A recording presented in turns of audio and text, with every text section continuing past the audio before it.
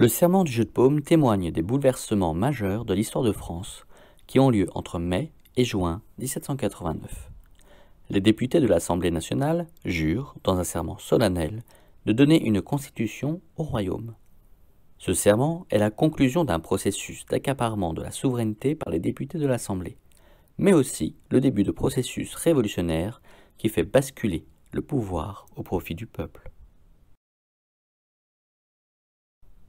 Remontons aux États généraux. Ils ont été convoqués en janvier 1789 par le roi Louis XVI afin de résoudre la crise financière qui secoue dans ses fondements l'État et la société d'ordre. Le roi attend de la Réunion le vote de nouveaux impôts permettant de remplir les caisses du royaume.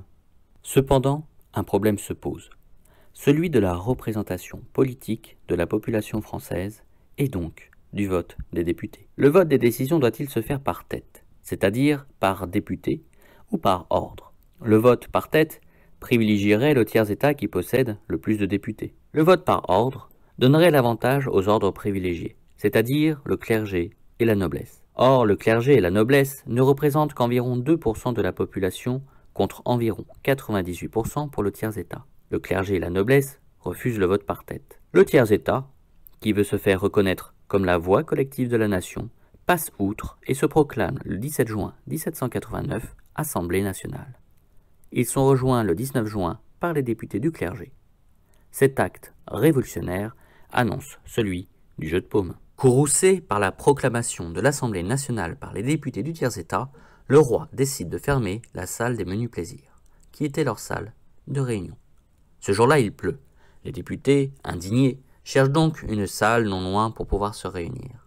Une salle de sport, celle du jeu de paume, fera l'affaire.